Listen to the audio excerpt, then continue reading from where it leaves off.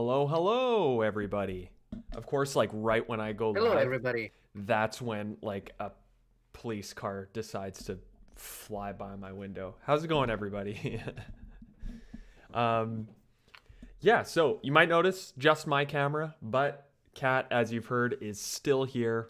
We're still, Yes, I'm still here, but you might also hear that my audio quality will be possibly a bit worse than the hmm, last week or two because due to technical issues, I'm back on the less um, powerful mobile connection, mm, so we had to adapt a bit. yeah. But you sound silky smooth to me right now, so it's good. Um, I mean, I told you before, I always get tripped up when we get on the call and you say hello and then there's just silence because I know. there's no white noise, no random noises in the background like the sound of cars moving by or anything. I didn't Yeah. even hear that police car you talked about. Oh, you didn't? Okay. No, Well, I guess so that's kind of a good sign. Yeah, it's a toss up. It's a toss up at the start there, but we got it running. Hope everybody's having a great week. Almost the end of it. Thanksgiving coming up, I guess. Is Thanksgiving, the upcoming Thanksgiving, is that more of a US thing? Or, because I know in Canada, we have the earlier Thanksgiving. What about like in Europe? How's, what's Thanksgiving like no, here? we don't really have Thanksgiving in that sense here, I'd say. Yeah. In Germany, we certainly had a celebration that was called Erntedankfest, which is basically Thanksgiving, but that was more of a harvest festival thing. Yeah. Okay. And and I guess maybe some towns in Germany, in some parts of Germany, would probably still have like a big fair with food and stuff, Yeah. It's but it all about the food. it would be more of a public event than a family event. Yeah. And where I grew up, it was really just your family drags you to church for the special service, and that was it. Yeah. Right. Yeah. We don't have it in old world. So blusterous. Welcome to the stream, guys. Scotland, how are you? It's better than usual. Nice. That's always good to hear.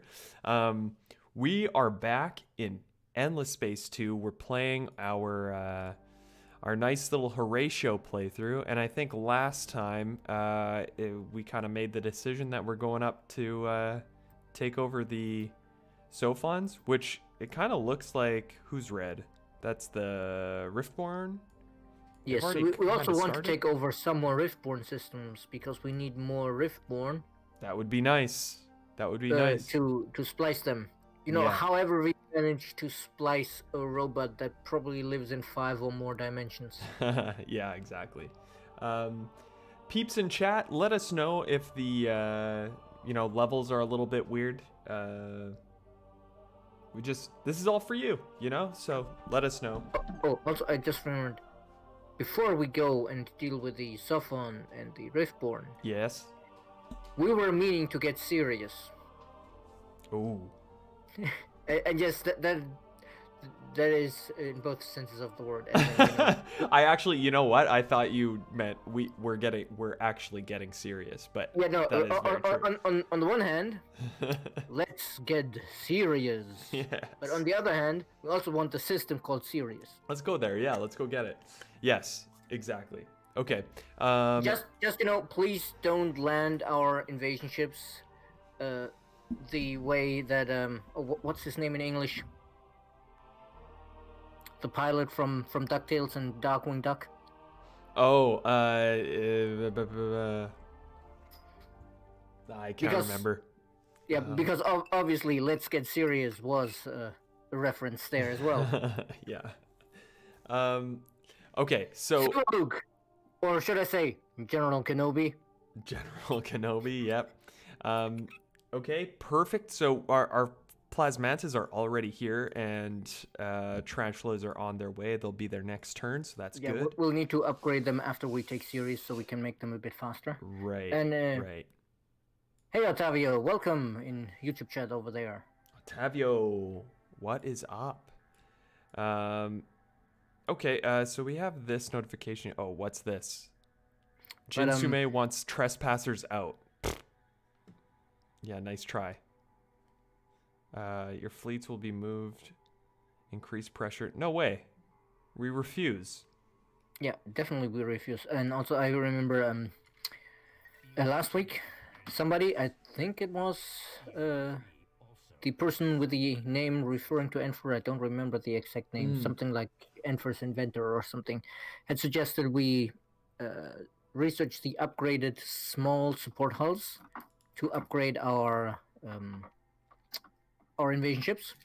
Right. And after the stream, I did think, yeah, that's probably a good idea, because for the upgraded support hulls, we spend Hyperium, whereas for the upgraded engine, we spend antimatter, and antimatter is more precious to us than the Hyperium, so we should probably go to the left quadrant, and it's one of the top 2 technologies in the middle tier. You know, the one at the top of that fork here. You just need to check which one of the 2 is the one with the what's it called, defender. Oh, okay. So between the anti-drugs and the extreme composites, Yes, the defender. one of these, agri drugs or extreme composites. But Barrow class. I know it's the other one. Markio class. It's the agri drugs. Okay, so we'll queue that up. Because not only will this one allow us to stick in another engine that doesn't cost Hyperium, it also improves the carrying capacity by 50%. I'm not sure anymore if this is applied before or after the modules we put on. If it's after, we'll get a lot more Horatio on the ground. Right. If it's before, it's a couple of Horatio, but it's still more Horatio. And more Horatio, more better. Yeah, exactly. Okay, our behemoth is fine. Revealer's fine. I don't even know. These ones are just kind of hanging out here. Okay, perfect. So we have stuff queued up at most places, I think. Let's just look into the Empire screen. Anything not here? Ooh, Salterius, we're blessed by the memes. Woo! How's it going, Salterius? Okay, so I've been noticing we're at 14 out of 8 systems. As we move forward and we get more, are we still wanting to kind of keep them for ourselves, or should we raise them? Yes, because we want to beautify the entire galaxy by turning everybody into Horatio. That was the whole premise of this playthrough originally. Perfect. But you will notice, yes, we had 14 out of 8. But we're also devoted, and if you sort by approval in the systems management table here, yep, you will notice that most of our systems are also still ecstatic. Yeah, they're still pretty pumped, actually. And this is one of the reasons why I've said we want to use the Benthis gems in the level 2 modernization, and then we'll also want it to use it in the level 3 modernization. Right. Because each of them is 50% less expansion disapproval. Okay. And makes then, sense. I'm not sure if it stacks to 100% or only to 99%, but even if it's 99%, it would suddenly be not 10 disapproval per system we're over the cap, but 0.1 disapproval per system we're over the cap. And at that point, we're like, who cares? Yeah, that's like a couple million people mad. Who cares? Well, no, that's the point. They wouldn't be mad anymore because we would be so good at administration. Yeah, exactly. Okay. And the real world where bureaucracy is a nightmare. Yes. Hey, Norbert. Norbert, haven't seen you in a while, man. How's it going? Okay, what do we got here? Why do we have this exclamation point? Diplomatic demand. What is this? Advanced? Oh, yes. Is this pretty juicy? That is very juicy. The diplomatic demand is if you select this, you should get a new list that gives you repercussions you can pick if they refuse. And then on the right, we can put in the normal, stuff we can trade, like we can ask for resources or technology or something. Okay. And then they have the choice: give us the stuff we ask for, or face the consequences. Ooh. All right. Should we do it? Yeah, we can possibly get some of the tech that is mutually exclusive from them. Oh Oh yeah. no, wait. Oh, very important for us as Horatio. Forced immigration. Forced immigration. If you go to the treaties, I believe. Treaties, forced immigration. 3 population units will be sent. Ah. All right. Yes, We can we stick can that in there. we can tell them, give us your people so we can make them beautiful. Exactly. Okay. And And then then we have a free resource term, so we can go to the resources and just check, you know, if they have antimatter or void stone or maybe.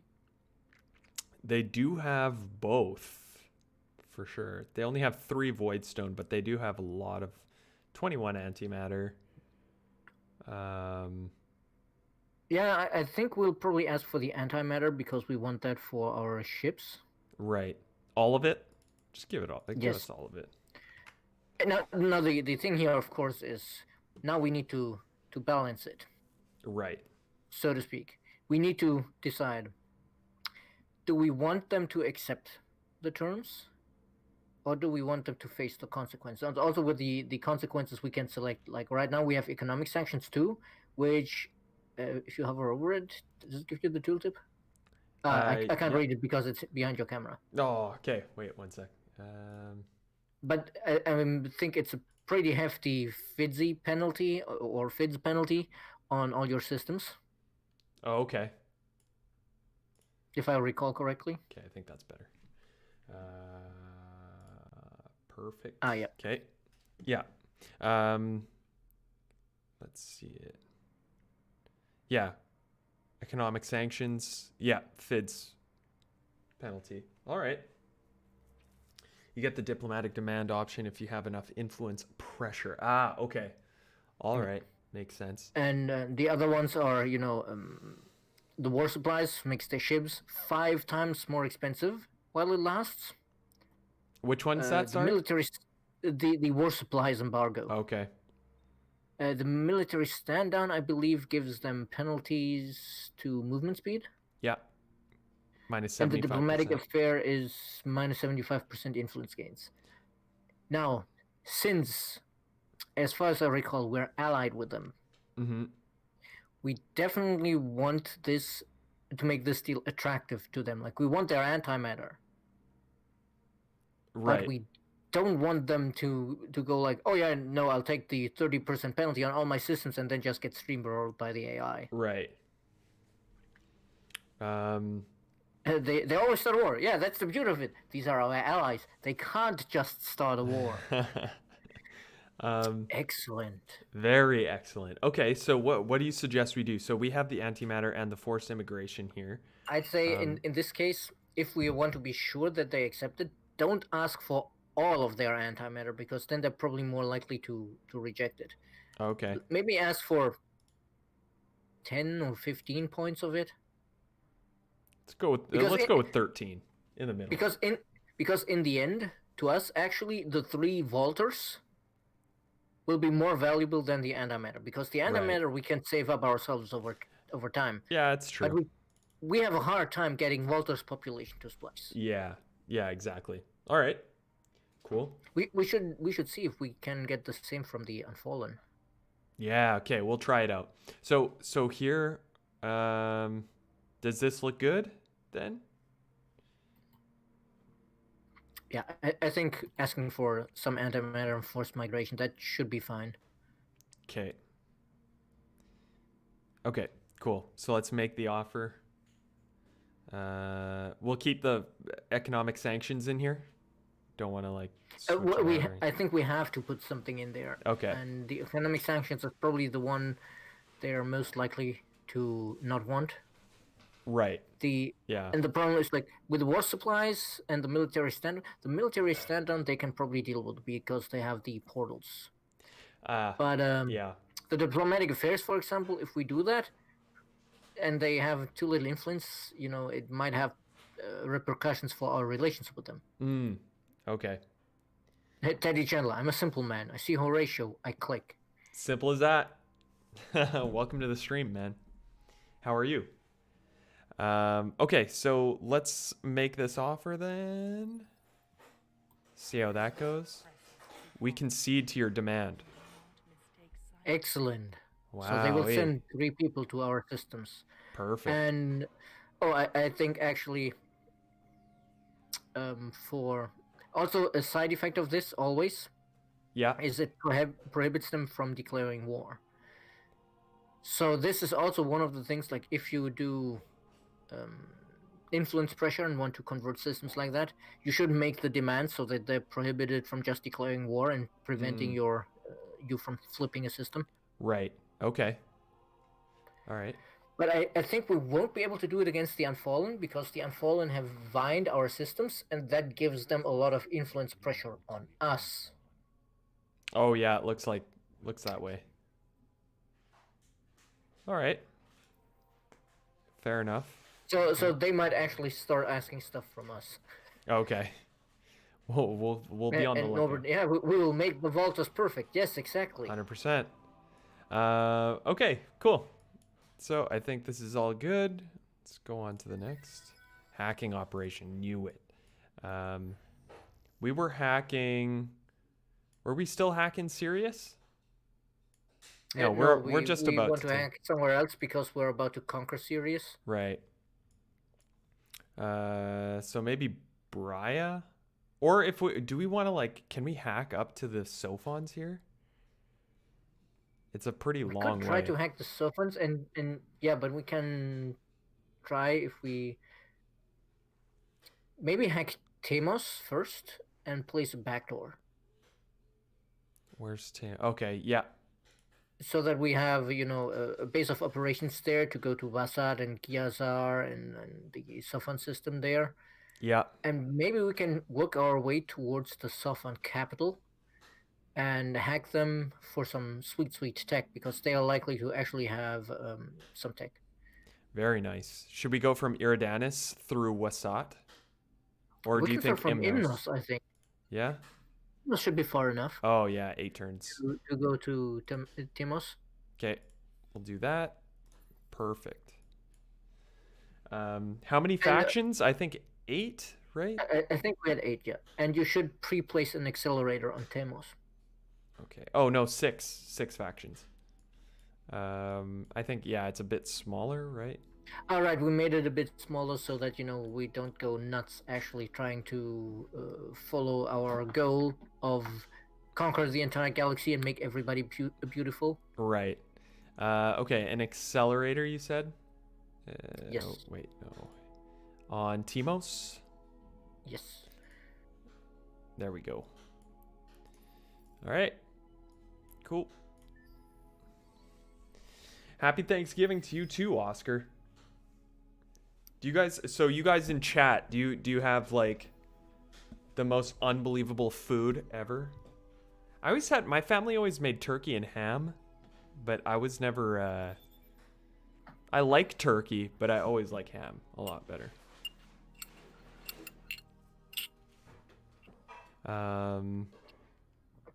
Okay, research. Oh right, complete. we've I know. Wait, you set it up this way. Now the aggregate drugs are coming up, so that's fine. Yeah. Leo successfully hacked. What were we doing here again? Decreasing. Hello, hard pretzel. Hard pretzel. There he is. How are you?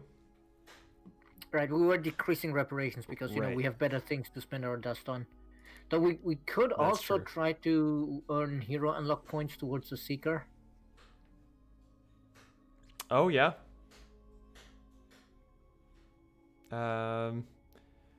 I mean, we're getting quite a bit of dust. We have almost 200k. No worry, you didn't miss much because it's been 20 minutes, so we played like 2 turns. Yeah, exactly. We're slow and methodical here. but Yeah, except slow not the and methodical. methodical part. No. We are methodical because there's a method to this madness. Yeah, that's true. That's true. Okay, let's do So the then earn I hero guess in points. our case there's a madness to this method. Oh, 100%. Yeah. There's always a bit of madness in an amplitude stream. Okay, earn hero points. Let's do that.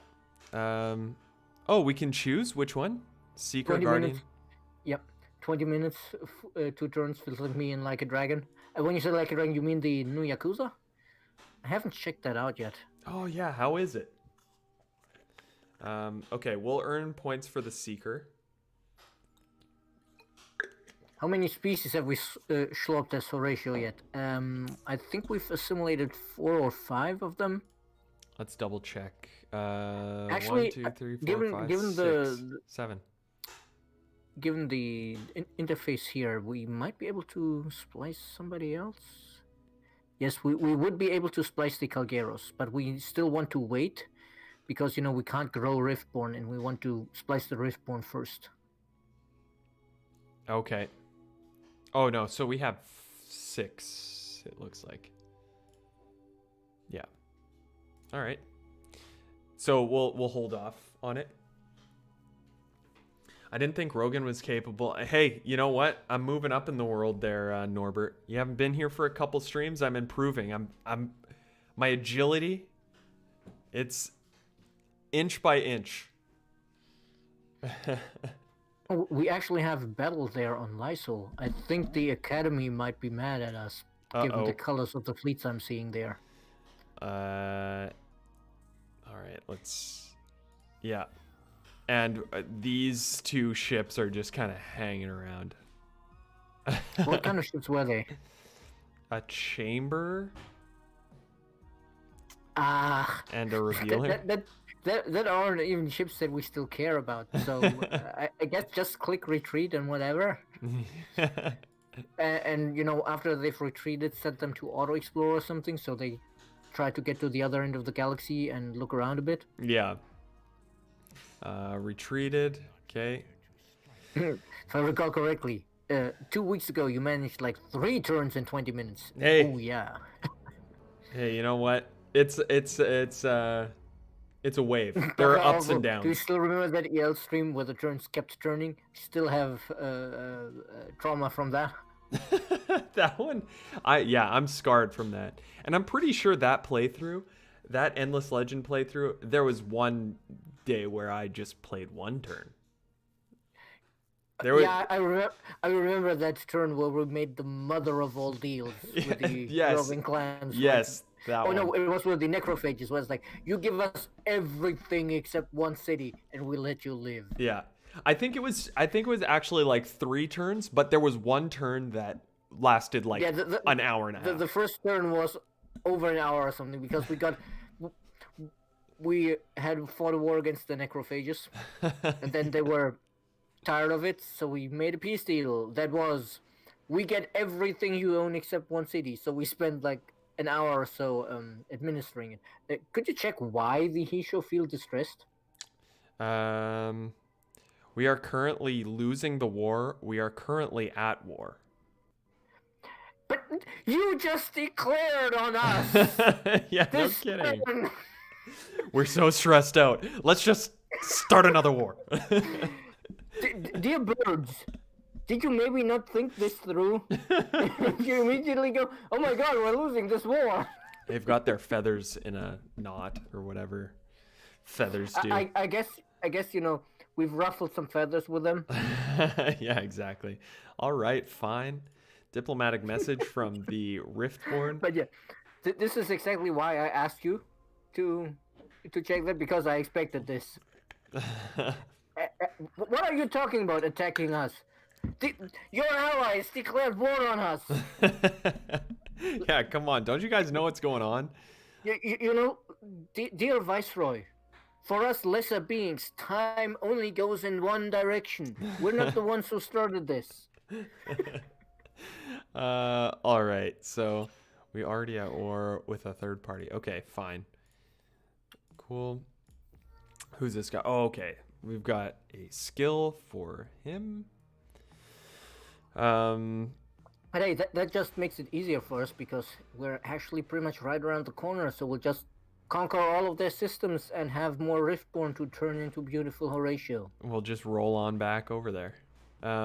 Okay, what do we want to do here? Plus 10%.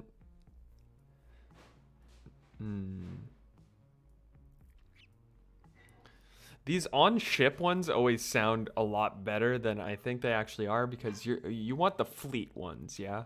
Yeah, exactly. When it says on ship, it's just the hero. Right. But I mean, it's not necessarily the worst to make the hero a little more survivable Yeah. in combat. Well, maybe at this point we just get it so that we can open up these last. But yeah, if you compare it directly with like for example the first skill in the orange quadrant that we have, there it should say on ship on fleet or something like that. Oh yeah, level 2 on fleet and ship, 20% projectile. No, yeah, exactly. It says plus 20% projectile weapon damage on fleet, whereas the other ones we are looking at is 40% shields on ship and 80% damage on ship. So those are just for the hero. Right. When it says on ship. Right. We just, it still makes him more survivable, which is good. So we'll probably want to pick both up eventually. Yeah. For now, I'd say pick one of the two, and then next time he levels up, we can get possibly another. No, wait. This one's a Craver hero. The top skill is not that good for. I mean, we'll want either of those two anyway. But I was thinking of a different faction that have a good ship skill at the top. The Cravers have a good ship skill at the top if you're a Craver player. Oh, okay. No, wait, no, that's not the ship one. That's the Fitzy one. They do have. It's actually a quest reward, I think, where you get bonus damage per depleted planet. Okay. Yeah. All right. So I got the ship one, and then yeah. Yep. Next time. I mean, this skill here with the plus 200% fits and plus 8 depletion points, that can be really cool as a Horatio player if you've managed to splice the sowers. Oh, okay. Yeah. Because then all of your Horatio regenerate 0.5 depletion points per turn. So you can stick that plus 8 depletion per turn dude on the system, and you're like, what depletion? But you still get the 200% bonus. Yeah. All right.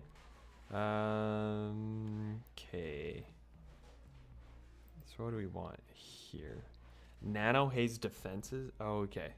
Right, those are new ones. Oh yeah, we have to place the what is it? The trade company subsidiary. Yes. So, but we should look at the map for that to decide where we put it. Right. Okay, we'll do that.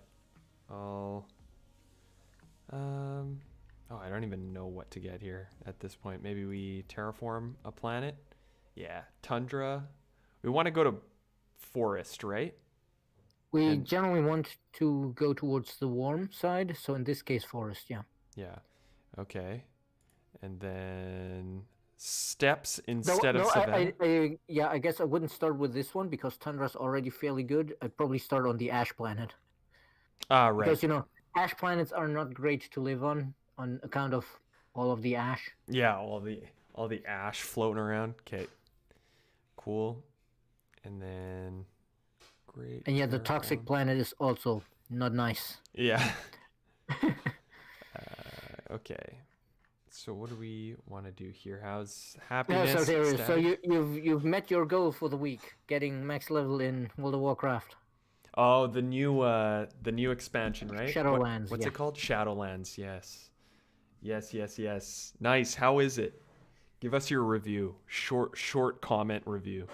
It's for me lately when I've been browsing the web and it was any kind of website where it would load gaming ads, like a wiki for a game or something. I've been getting 2 ads. Oh. World of Warcraft Shadowlands and Humankind. Right. Yeah. Nice.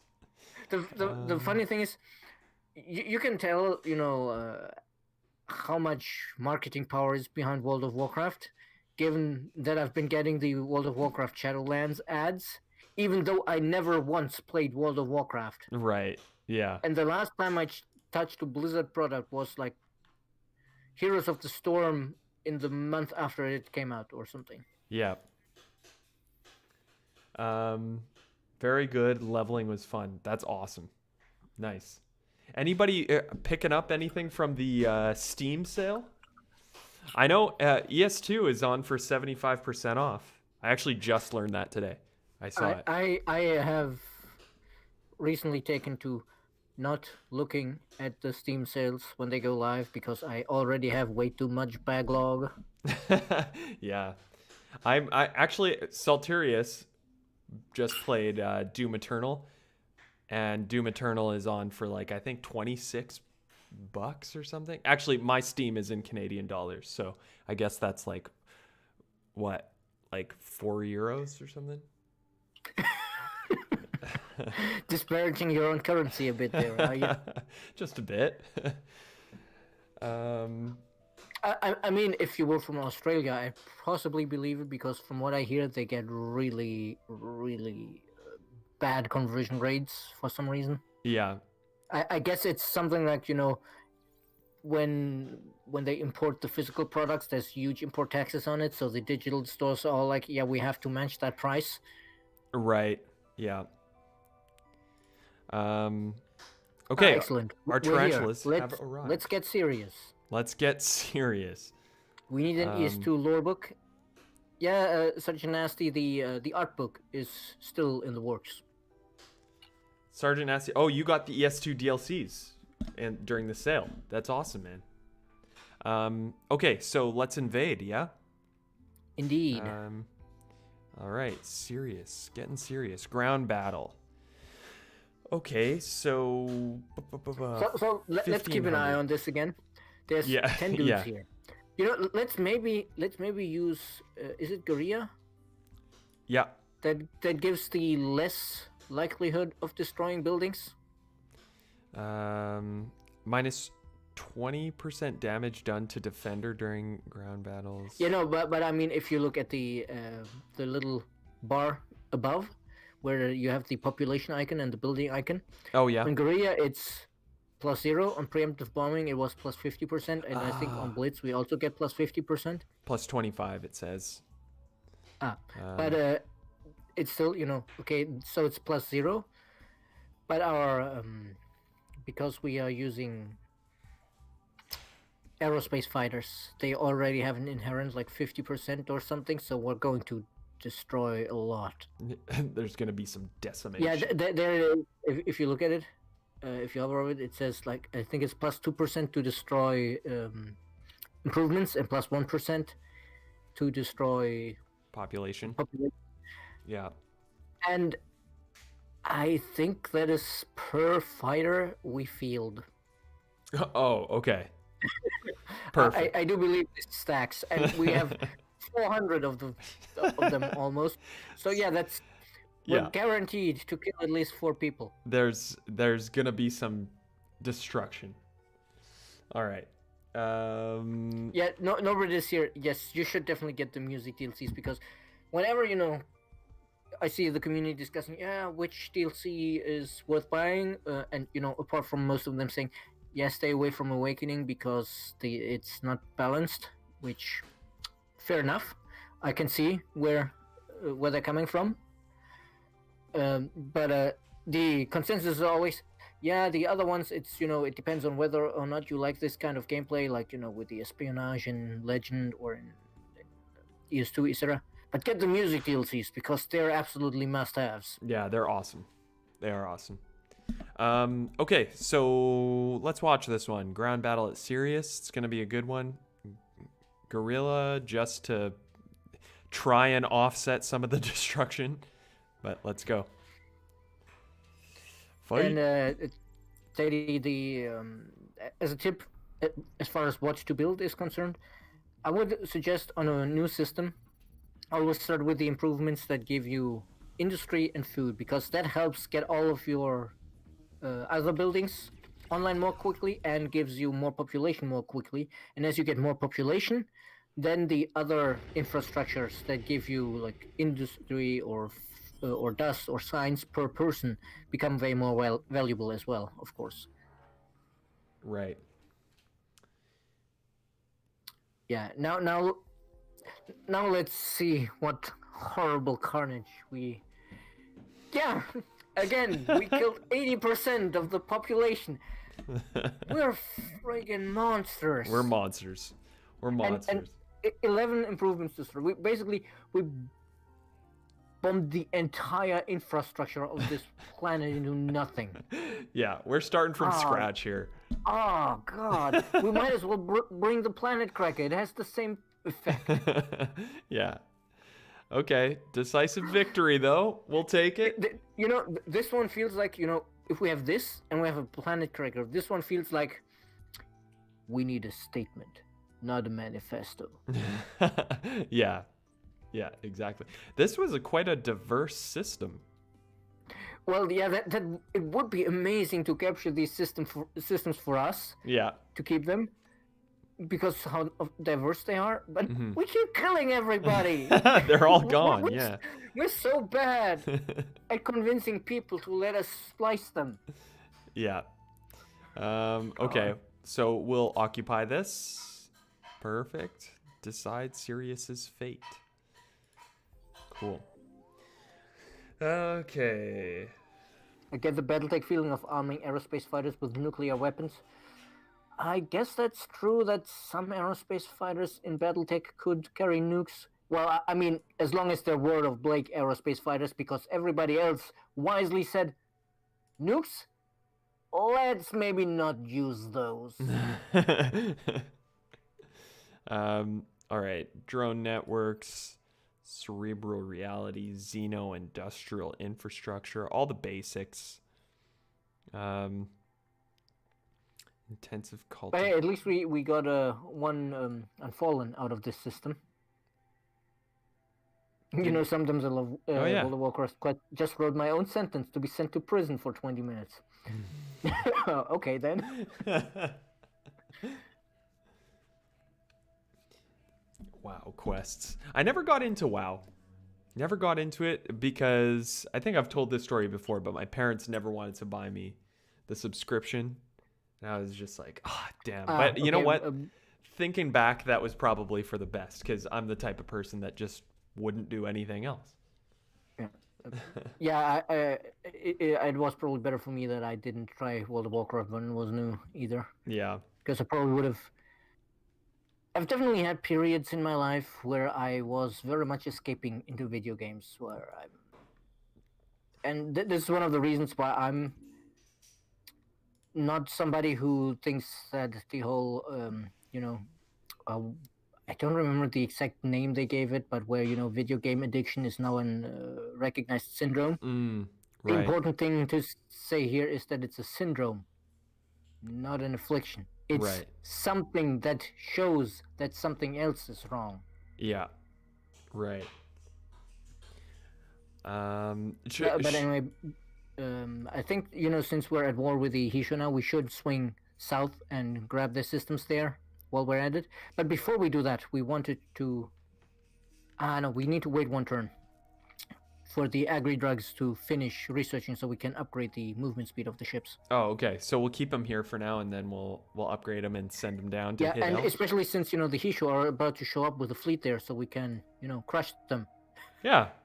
I'm down for some crushing. Yes, Oscar Marcus, World of Warcraft is abbreviated as WOW, which most people just pronounce WoW because WOW is annoying to pronounce. And also, back off regarding the Clan Wolverine trial of annihilation, seeing nukes on aerospace fighters. Yeah, I guess that's possible because of the Star League tech. I never looked much into that because personally, I've always been in Battletech an Inner Sphere player because I don't appreciate the amount of power creep the clans brought into the game. Especially, we have this fairly balanced game, Now let's introduce a faction whose guns are more powerful, have longer range, produce less heat, and are lighter. Better in every way. They're literally better in every way. Like their engines are lighter, their armor is lighter, everything is lighter, so they have more armor and more guns on the same kind of unit. Like it's part of the lore that when they first fought the clans, one of their targeting computers kept switching back and forth between two different known mech models because the thing was armed with the weapons of both types. Wow. Yeah, and that's why like kept saying it's either a Marauder, which is it has a lot of laser weapons and a big gun on top, well, a medium-sized gun on top, and the Catapult, which had these big missile launcher ears. Yeah. And the clan one is just, oh, we have this one with a bunch of lasers and guns, and we also stuck the missiles on top. Right. And on top of it, it's also 20% faster than yours. Yeah. It's like, what? Okay, it looks like we're in a bit of trouble here. We've got this diplomatic message. The Vaulters are kind of mad. I'm sorry, but you guys are pretty far away, I'm pretty sure. How are we supposed to? Yeah, the problem is they have some systems near us. But well, they're parsed out pretty. Yeah, but the problem is they haven't. No, wait, they have built one portal there, so we can actually move north and deal with the Riftborn here. But another thing, ground battle at Kiris. So it looks like Isander and his crew. Yeah, but you know this time, you remember that mistake we made last week? Where we negotiated peace. Right. While we were still invading. Yeah. Let's see if we can turn the tables on that. Oh. Because we just got the system we want. Love that idea. Oh. Reparations. We kind of flew through the roof over here. Oh yeah, because we got that. We got serious. We got that other system, yeah. Right. Okay, 60 grand. So what if we can keep the system? It's chump change for us too. Like I think we're almost at 200k. Like what are we at here? I think we made that in like 3 or 4 turns. Okay. Well, let's pay it. The academy demands you pay reparation. Fine. That's good. Okay, so we paid it, right? Yes. The invasion, yes, on Kiris has been abandoned. Great. Excellent. Nice. I love this guy right over here. You know what I'm thinking about now? You know that meme with the two dudes where the one is like, I'll pay you $100 to F off. Yeah. All right. So. And Bakov will, yeah, I guess it is a bit of a run. Like the things, the clan tech stuff, it's fine when you're playing clans against clans. Or you're and keeping it separate from Innisphere, but as soon as you start playing Innisphere versus clans, it becomes extremely unbalanced unless the players agree to actually use like the C-bills cost of the units to balance it, because while the stuff is way better, it's also way more expensive. Yeah. How do you feel about this Patriot Pills plant here? How does this work? Plus 20% food to manpower? Yep. It'll turn 20% of our food surplus into additional manpower generation, which, since this system is full, I guess we're fine with that. All right. Let's do it. Let's queue that up. So that would be, what, we have 2.6k food surplus here. We'll need to research the food to industry conversion thing soon. Okay. But yeah, this one will be, what, so it's 20%, so it's 520 manpower per turn, I guess, which would almost triple our manpower production, which I guess is pretty good since we're trying to fill invasion ships. Yeah. Also, should we queue up some of these improvements that can only be built once? I always forget about them, but the Dark Matter Institute, somewhere that has like a lot of science. Do you like to queue Well, these up usually? I think we want most of these in that. What was it called? It wasn't Naos. Izar, I think. Izar, yes, because that's our biggest system. Right. Okay. Yeah. So we'll do the Dark Matter. We'll do. Sorry if you guys can hear some banging around. My girlfriend is making a Yeah, juicy dinner off. tonight. See, I see what you're saying there. In the BattleTech PC game, it's very satisfying to fight clans and then get their gear and then fight. Being completely outnumbered and still winning. And in that situation, it's fine because you basically have the elite force versus being outnumbered, which I think may be how they originally envisioned the clan gameplay to go, because that's always how the battles go in the lore, because the clans have this whole, we commit as little as possible because of for honor and preserving resources and all of that. Yeah. But that's not how most players played it. So they brought 5 overpowered units against actually only 4 normal inner sphere units, because of course the clans also have different military structure and bring more dudes. Okay, what do I want to do? I'll do the honeycomb scope. Are there Calgaros we have not spliced yet, I believe, right? So we shouldn't be going. No, we could splice them, right. But we want to deal with the Riftborn first, because as I say, we can't grow Riftborn. Okay. We need to import them. Import. Nice. And when Good I way say to put we it. import them, when I say we import them, I mean we expand our borders past where they live and consider them imported. Oh, okay. That's what you mean. All right. So that's good. Where else can we do stuff? So I'll just queue up some stuff over here, and then we can upgrade those ships, which is important. Optics research, cosmetic genetics, +1 for a spot on fertile. We have some signals here we should investigate, because they could be useful anomalies or resource deposits. Right. Okay, let's queue all those up. All right, that's the wait. We have 24 people on this system. Yeah. That is the system that last week we bombed down to 2 people. Oh, what? Right. It What? grew. It grew. How did we get so many people here?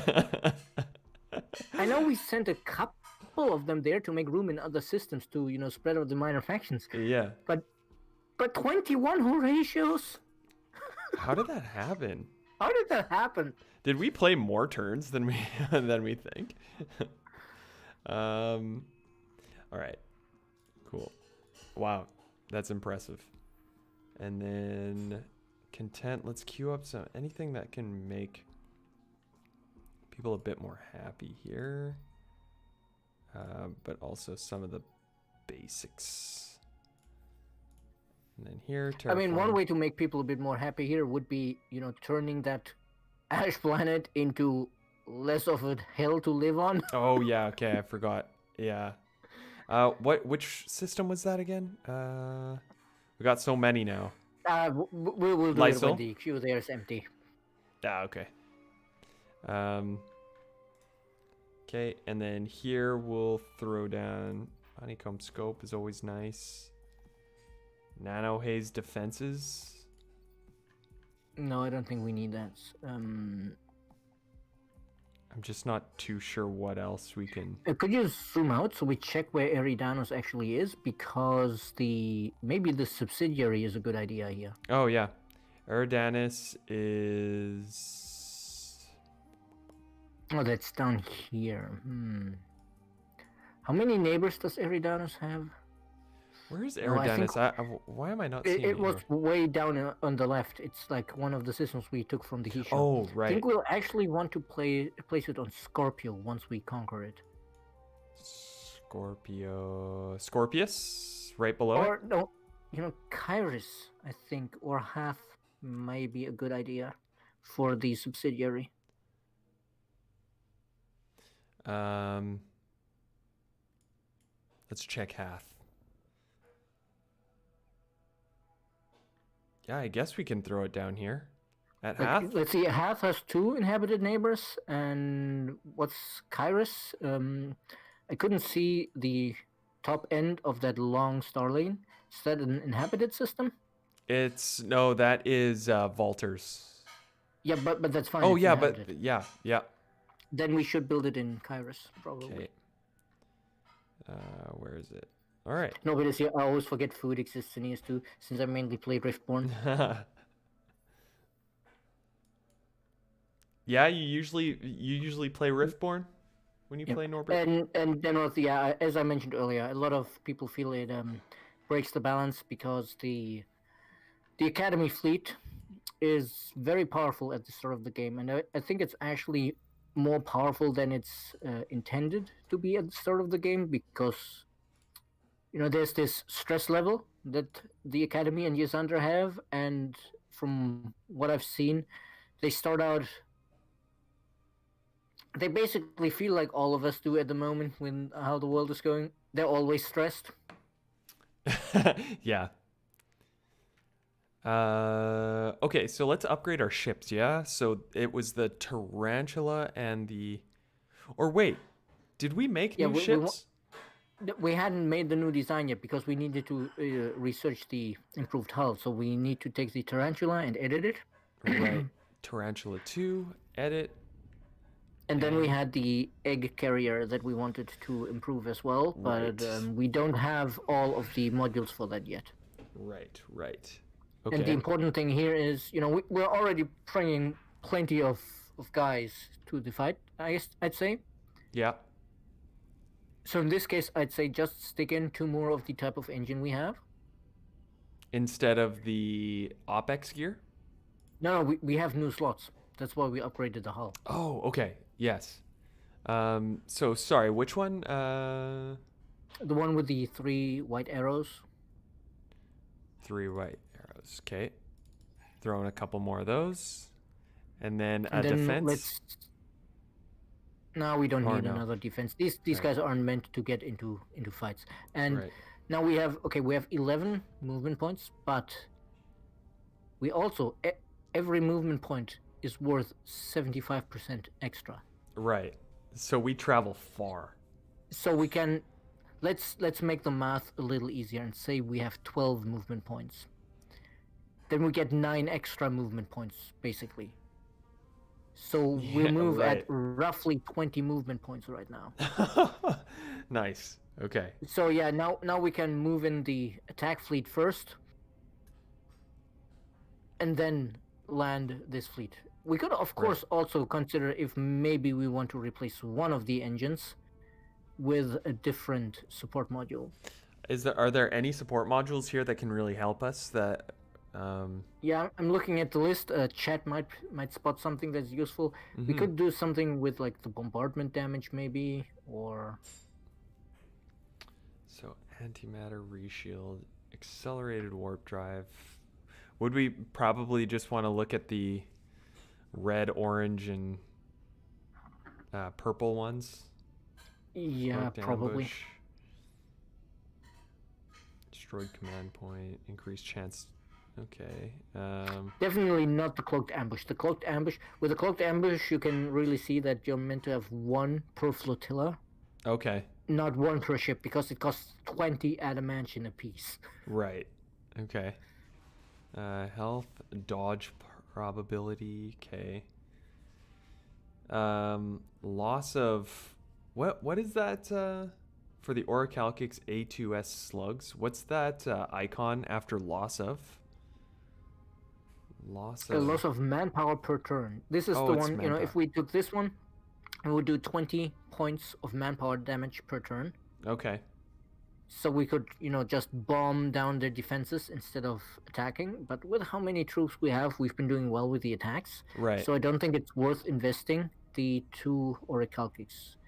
So I guess we'll keep it as is. Yeah, I like the I like how quick we are.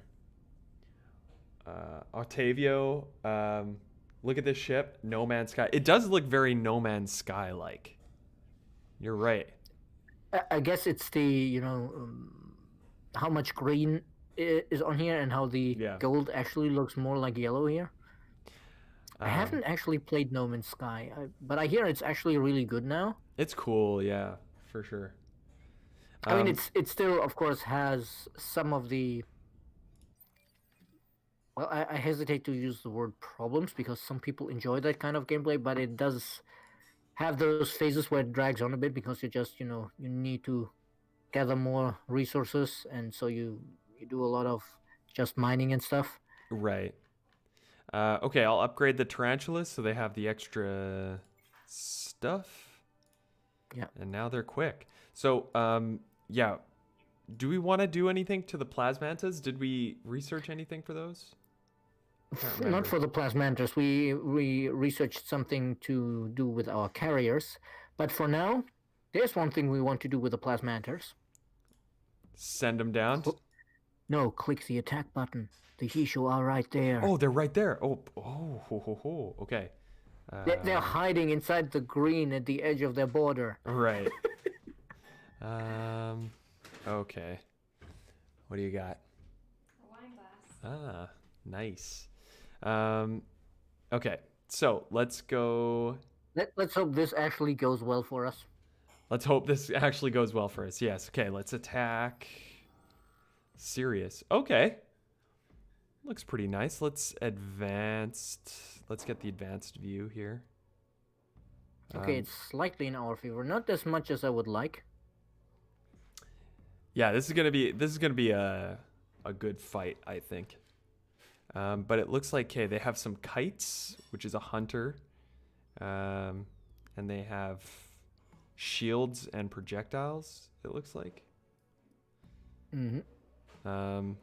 Hawks, which is kind of the same thing, but they're an attacker. Also, probably missiles, right?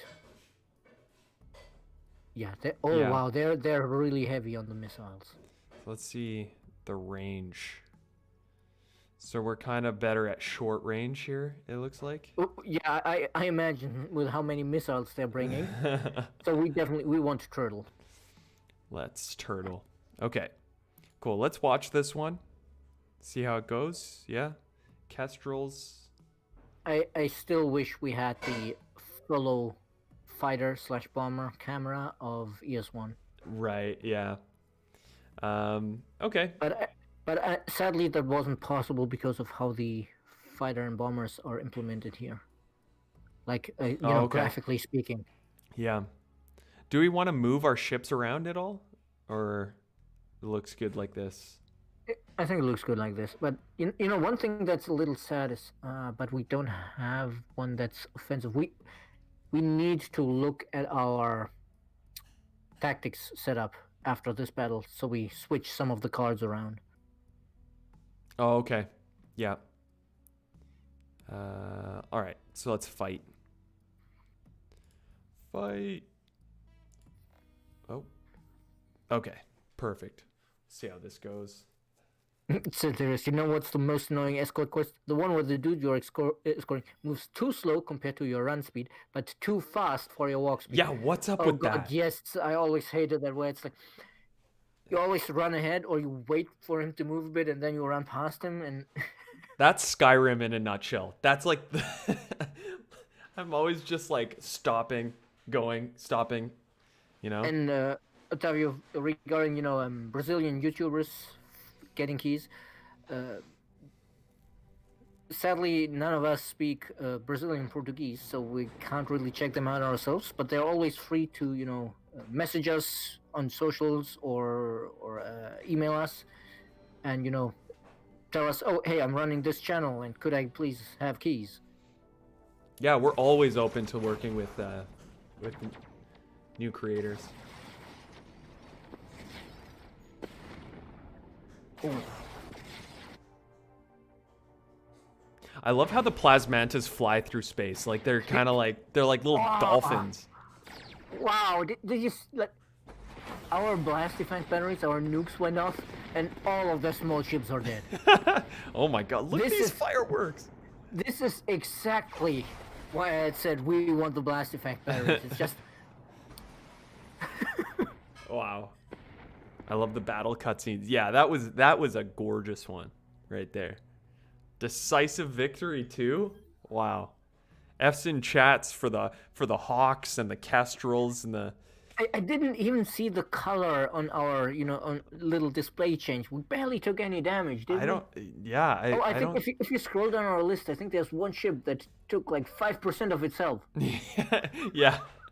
Oh, and this middle plasmata right here took a little bit, but I think everybody else is good. Wow. All right. Done. Nice. So much for this is slightly in our favor.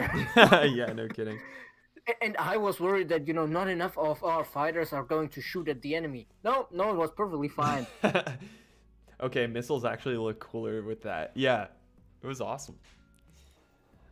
All right, cool. Oh yeah, that was so satisfying. That was a good one. That was a good one. Okay, Sirius. Oh no, wait. That was. Oh, they were at Sirius, right? So we want to head down to Hidel, right? Is that where we were talking about? Yeah, Or I think we'll grab Hidel first and then Scorpius because we're on the way towards the Sophon. Right. Okay. So we'll send the tarantulas and the plasmantas down there. I'd send the Plasmantas first, just to be sure that. Oh, just to yeah. Okay, I'll get into the habit of doing that. We were safe this time. Oh, what do we got here? Behemoths. Yeah, that's exactly why I say send the Plasmantas first. 'cause Right. That behemoths could have attacked our our It's troop true. ships. Doodle, what's up? Morbits. Oh my god. Excellent. The crew's all here. You just missed the glory of Horatio completely wiping the void floor with the Hisho fleet. It was a That was probably chef's their kiss. main fleet as well. Yeah. Oh, absolutely. Let's get rid of this. This. I guess is it a fleet of behemoths? Oh, there's a couple different ones: scientific and two economics. All right. I'm not sure if it will combine these. Okay. Should we just because try it out? Normally you can't stick multiple basic behemoths in the same fleet, but I think they might combine if they're being attacked and they have the fleet capacity for it. But yeah, Right. we should attack anyway. If let's it takes try it us out. 3 turns to burn through them, then so be it. Yeah. All right. You've earned 300. Wow, that's nice, I guess. Oh, right. There was a Oh. small civilian ship that we absolutely did not blow up that civilian ship. Don't believe the lies. Yeah. Don't believe everything you hear on TV, kids. And why can't we attack now? Cannot afford the action point. Oh, Hmm. it cost an action as an action point to Right. take them down. Okay. Well, next time. What were you saying we We- wanted to queue up for research? It was there was something that came up earlier. We want all the way on the left. There should be one with a biofuel factory. Is the name, I believe? Oh yeah, Super Biofuel Factory. The Yes. chlorophyll chemistry. Because that one turns all of that excess food we have into more industry. Ooh, nice. Yes. All right. Into that. Then we probably want to check the military quadrant so we can get some better tactics. Because we Yeah. can't use turtle all the time. Yeah. I mean, turtle is a very good tactic, but it would be nice if we have some other options. Because right now it's always turtle, and we don't even look at the other ones. Right. We do have titanium electroplating here, which gives us get lucky, the fewer the proud, and post-op analysis. That's the good stuff. Exactly, Silver Luke. That's what we're going for. Yeah, that is indeed the good stuff. The one here I'd be interested in would be Get Lucky for the extra critical hits, because some of our modules boost critical hits and the laser weapons. And contrary to what you might expect, at base, the damage bonus for critical hit is 0. Oh, okay. So the critical hit deals full damage. The benefit of the critical hit is it ignores defenses. Ooh. But if we have Okay. this one, Get Lucky, gives plus 70% extra damage bonus. Yeah. So then we would ignore defenses and deal almost twice as much damage when we score a critical hit. And we can probably stack critical hit chance pretty high if we do it right. That's pretty nice. That sounds pretty So nice. That's definitely one we'd like. I'm trying to remember where we unlock having more card slots, or if we maybe just forgot to fill them. Oh. Hey, Extension. Yep, we're having fun after that battle. That was a lot of fun watching that. It was a lot of fun, yeah.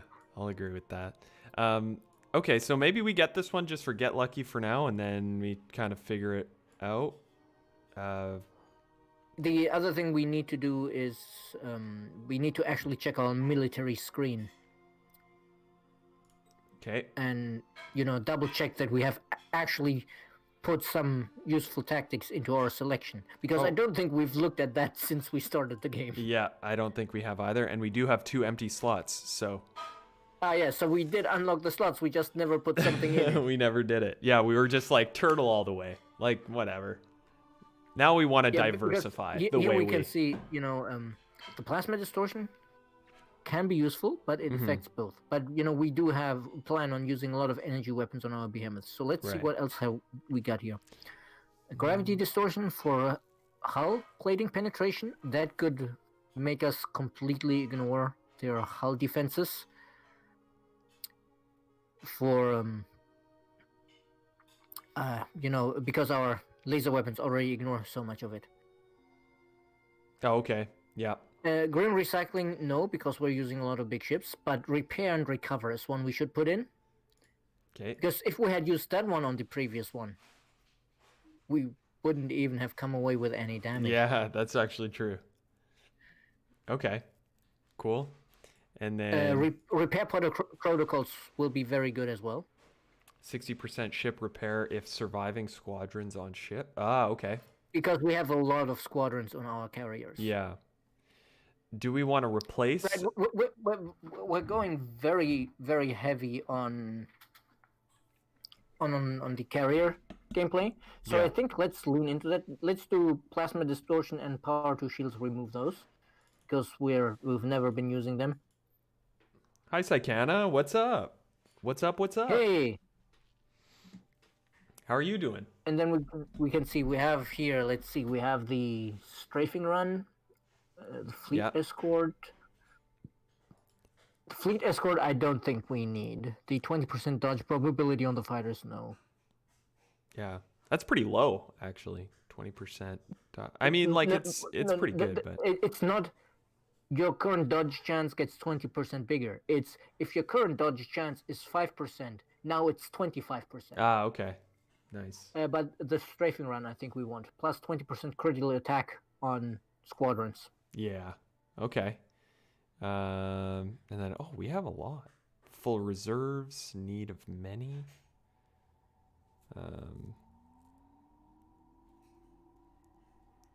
Plus 3% damage at long range per enemy ship on ships. That adds up. Take full reserves. Full reserves plus 1 action point earned. Okay. Nice. Because that one will help us burn, if they have many small fleets, we can burn through them. Yeah. This is a nice lineup we got here, I think. And what's the last ones here? We got... Chat, do any of you remember if prudent positions, when it says 50%, minus 50% damage on weapon modules, does that affect squadron modules? Drop a tactic into your tactic set below. Okay. All right. En passant can also be really nice for cleaning out the enemy area, because you get back movement points after your victory. But I think right now, I was thinking if maybe there's something we can replace Turtle with. Oh, you want to abandon Old Reliable? Just to diversify the way we kind of decimate these these systems. Oh, so Bluster says it doesn't. In that case, we might want to have prudent positions. Take turtle away, go prudent positions. Because if Sublustris is right and prudent positions doesn't affect the fighters and bombers, most of our ships will not suffer from that because we have so many fighters and bombers. That's nice. And Sublustrous is usually right. So Noah, what's up? I will admit I'm not super knowledgeable on some of the stranger effects of the battle cards. Right. Because I am very much guilty of always using turtle. Oh yeah. All right.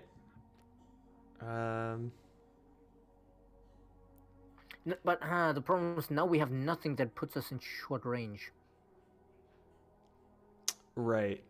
We're min-maxing. Actually, Min-maxing. I over think here. take the evasive maneuvers instead of prudent positions, because evasive maneuvers works wonders against the missiles, because you get the highest dodge chance, like you dodge 30% Yeah. of all incoming attacks at the range where the missiles are best. Ooh. And also Okay. very important, the dodge chance and evasion are different things. Right. That's actually a good point. To explain to chat while you confirm this, and then deal with the other notifications. Yep. The way this works is, how the weapons all have the accuracy stats, like the efficiency stats, where it says like, oh, missiles are 100% at long range, 50% at medium, and 25% at short.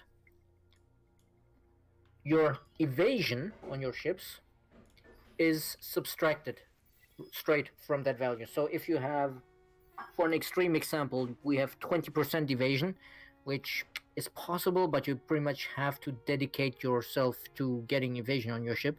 Then the missile would hit you at 80%, then 30%, and then 5%, because it's just subtracted. The dodge chance is a separate roll afterward. So after that, you would again have a 30% chance of avoiding the damage, which is, very good. Oh, ground battle at Kiris. For real? Do we still have reparations to pay?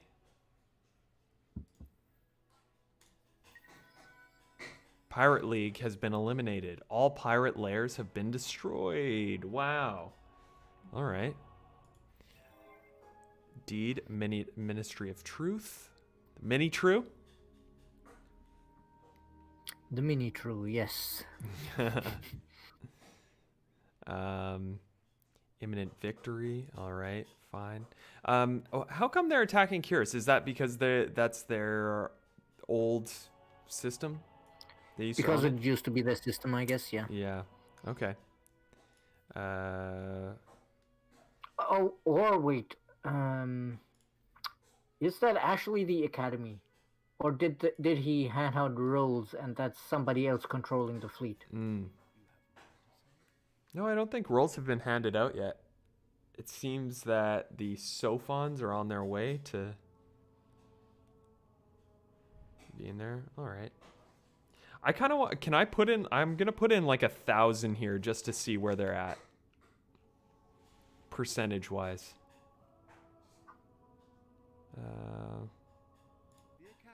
Oh, hey Noah, nice to see you here. And yeah, I think I think it doesn't affect it. I'm just not 100% sure, but in the end, yeah, since we're going to be roaming far away from our core systems, I'm erring on the side of keeping our ships alive. Right. Just got an ad for the readers. We're playing Vajani today. Nice. Nice. Yes. No, we're perfection. Yeah. Perfection doesn't eat Doritos. Unfortunately. Even though it's almost the perfect snack. Okay, hero available for recruitment. Let's do this before we get into it. Which one do you like here? Koro Sapaji, Butska a gray sand, fuchsia keen crest. I believe the Hisho get the one of the powerful versions of Red Zone Overkill. But if you check on the magnifying glass, we can look at the skills. Which one did you say? The Hisho hero? Yeah, either of them. Okay. Oh no, wait. Fuchsia King Crest counts as a scavenger because it's a Yusho and not a Hisho. Okay. Skill tree, read only.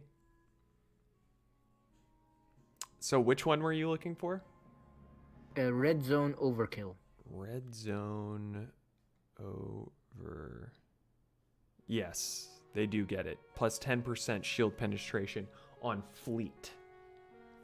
On fleet. Yeah, but it's not the high level one actually because it's only in the second tier. Okay. But it's still a pretty good skill, and then we can check what the other military skills are. I think the Book of Five Wings was a military skill. Or we could just, yeah. we could take a look here and say, for the command skills, it's if we look for a fleet hero, it's one of the two on the right. Okay. Of course, this one, 10% crit hit chance and 5% damage per ship level is also pretty damn good. That's pretty damn good. Silver Luke or we likes could- Butska. Yep. Or we could say we want another governor, since we are planning to have a lot of systems, and then we take the... It was a Craver, wasn't it? Yeah. Koros Apogee. The Overseer. Yeah, that's actually a good call as well. Which fleet would we put Butska on? Because I'm pretty sure... Yeah, I don't think we have any... But we should build a second fleet to go help Yeah. our Volters allies. I think so too. But maybe we go for Koros right now. So that we can... Because we have so many systems. We'll always have space. Okay, let's go with Koros. What skills has Koros got? Endless consumption, plus 8 depletion points per turn on planets. Oh, that's pretty good. It's got the fids. Okay. Yeah, as I said, this one is really good if you can manage to... If you could splice swords. Yeah. Then our Horatio would regenerate the planet even as we're depleting it. Ooh. All right. Okay. So let's take that. Koros. And... Oh, assign skills. 8. Damn. So maybe... Yeah, they start with a lot of skill points by now. Yeah. So maybe we'll get forced labor here because we want to make our way up to endless consumption, right? But we also need another one. Well, actually, let's see where will we put them? That's another thing. I mean, definitely get the optimal logistics because it's more food and industry per person, and most of our systems have a lot of people in them. Which one? The optimal operations expert? Yes. Is that what he said? Okay. Because, to reach the top tier in the quadrant, you don't need to invest in that quadrant. You just need the total number of skill points invested. Right. Okay. Influence on system, plus 10%. Nah. Over on the left. Oh, efficiency You have aficionado is nice. No, the what's it called? I mean, efficiency aficionado, of course, as well, but the one above it. The with clerical corrections. Yes. Always get the ones with more deposit value because it's so good to get more resources out of your deposits. Right. Okay. Cool. And then we want to stick him somewhere where we get antimatter because, we're short on that at the moment. Right. I think Okay. that's all of our skill points. Yeah, looks like it. Okay. And sorry, you said stick 'em where? Anywhere where we have antimatter production.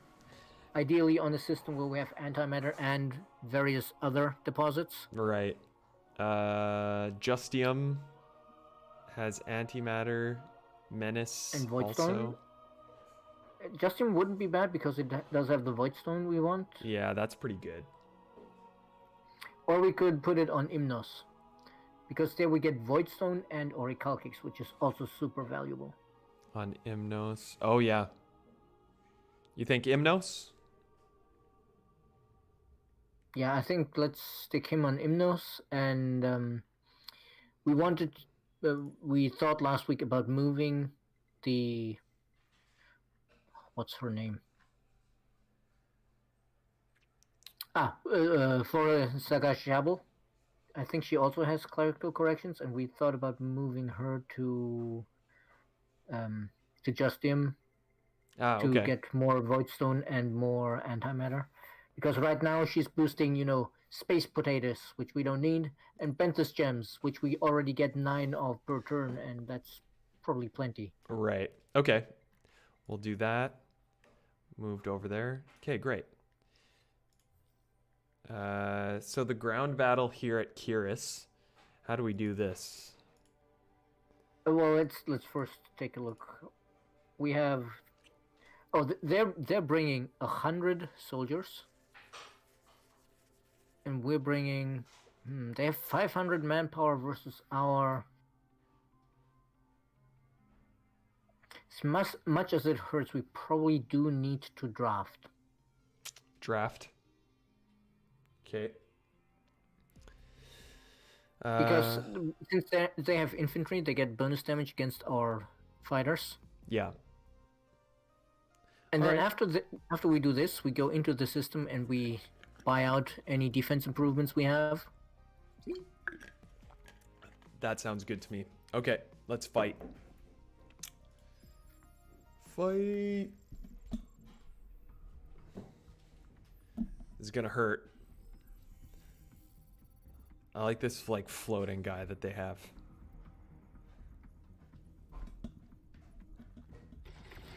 Oh, the Cephaloros there.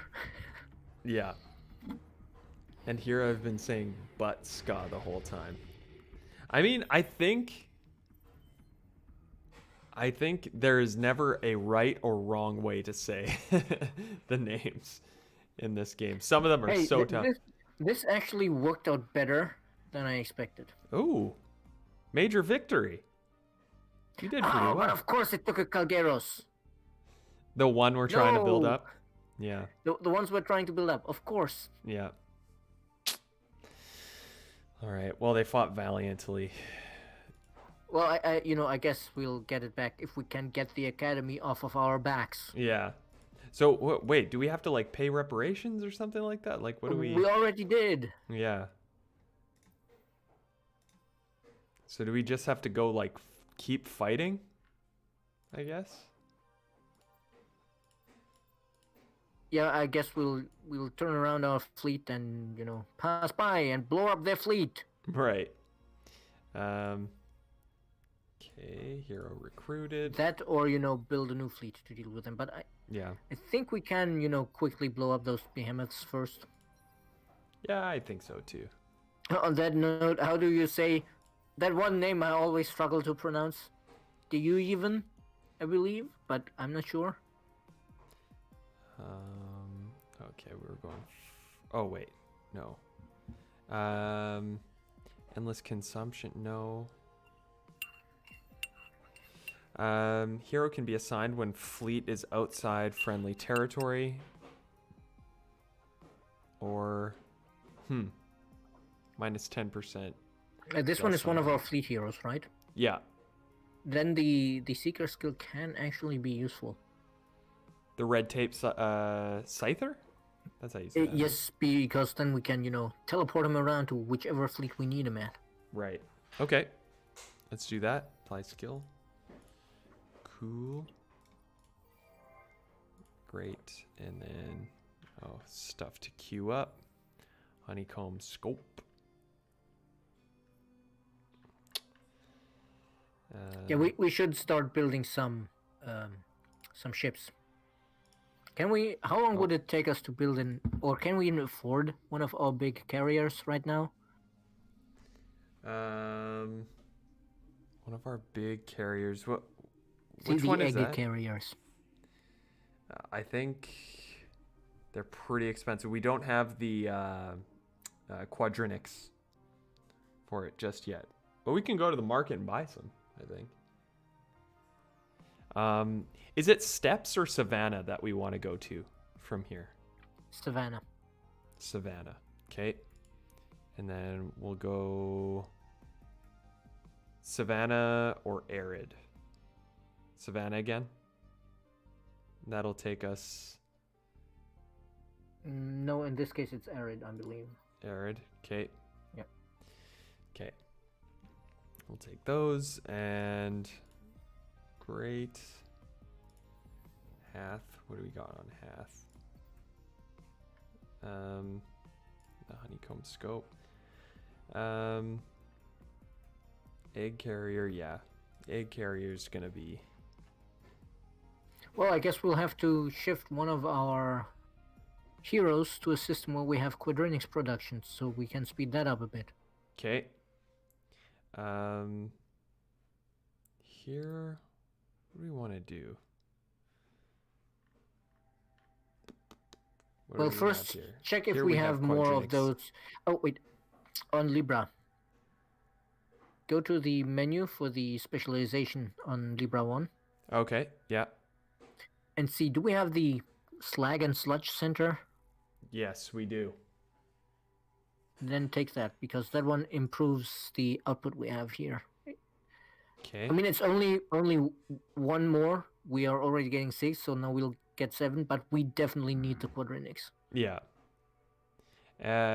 Should we specialize everything? Plus 1 resource? Because everything is on... No, the other places don't have resources. Oh, right. Yeah. Duh. Okay. Cool.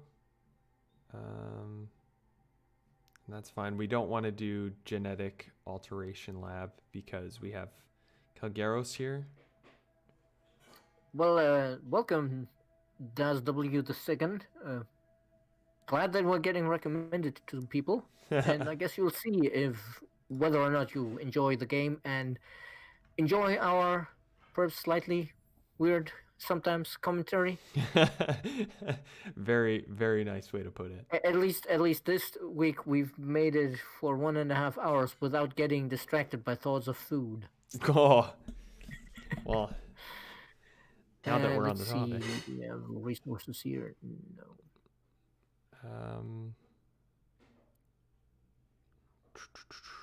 Okay.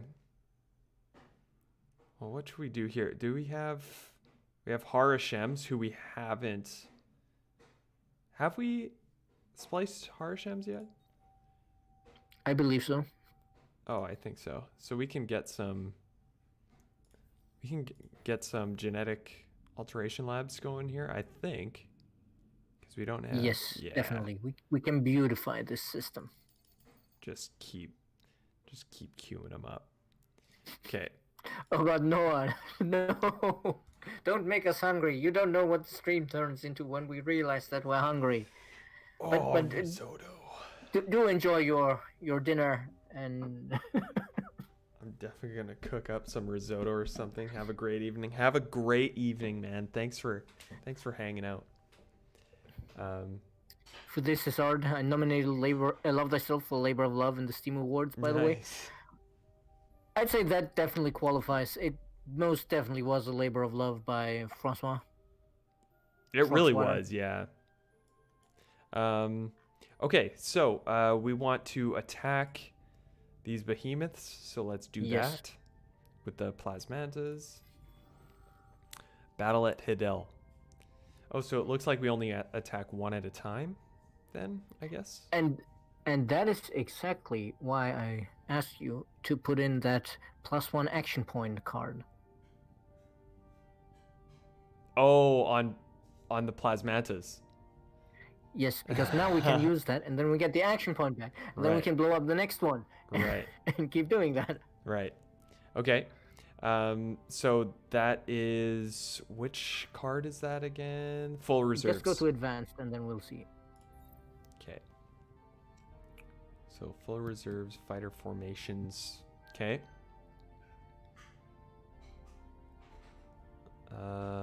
Enemy fleet. The behemoth is pretty much all energy, I guess. it don't matter really. Yeah. So we can just. I'm pretty sure we overpower him quite easily. Mhm. David Okay. Bayode, love for the UI. Well, thank you. We hear that a lot. I mean, personally, I do have some gripes with the UI, and that some information is sometimes a bit difficult to find. But so yeah, let's watch some fireworks, Let's and watch then some for the fireworks. next battle after this, if this one goes well, we'll probably not watch the next two battles because Yeah. it'll go exactly the same. Exactly. All right. Battle at Hidel. Oh, we're here. Yeah, these the plasmantas just swim through the sky. They look awesome. Have you ever seen the original, the ES1 Horatio ships? No, I haven't. Oh, they had such a modern or postmodern art vibe. They were just like these. They had this central sphere, and then there were these wavy bars that were branching off of it. Like That's awesome. decisive victory. Yes, not surprised there. Okay. so Resources gained. We got 1,000 signs out of blowing up that one beacon. Okay, we won't watch this one. We'll just let it go down. Full reserves, +1 action point. Let's do it. Fight.